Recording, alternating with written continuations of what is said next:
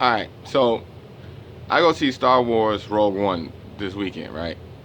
And I'm sitting in the movie theater and I'm watching. I'm like, man, it's pretty good. They're telling a good story. You know what I'm saying?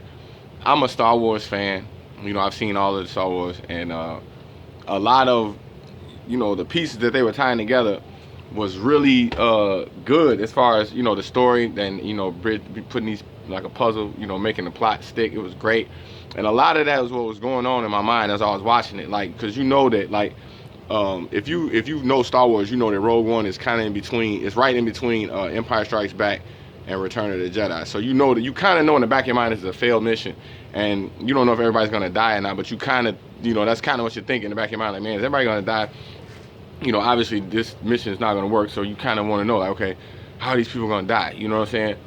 And so my mind is doing that, running, clicking, like, man, okay, I'm lining up all of these bullet points as I'm watching the movie, and then something crazy happened. Like, toward the end of the movie, right when all of the rebels are starting to leave, Darth Vader and the whole Empire, like they roll up like the police. It's like, like I think one of the ships even crashed into, what I'm saying, one of the destroyers. I don't know what they, I don't know what they call it. I think it's a destroyer. They crash into it trying to leave. You know what I'm saying? You're like, oh shit, it looked like the police. Like, you know what I'm saying?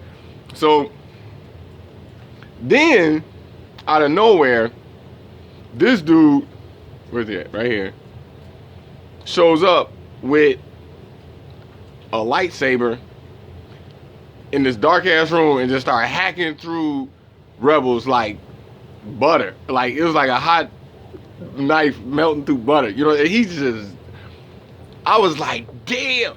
Because while you're watching the whole movie, your mind is just like, you don't think that you're gonna stay. It's so, man, I don't know who wrote that, how they wrote that in there, the screenplay or whatever, but like, they made you think that you weren't gonna see nothing like that in the movie. The whole time you're watching the movie, you're like, okay, wow, that's cool. But like, that scene was like the scene you were waiting for in the whole movie. And they just like, I don't think it couldn't have been longer than maybe even a minute or two. You know what I'm saying? But it just, I was like, holy shit. I could have went to saw that movie and they could have just played that scene over and over again for about 2 hours straight, and I could have just sat there and watched it. Like, I was like, holy crap.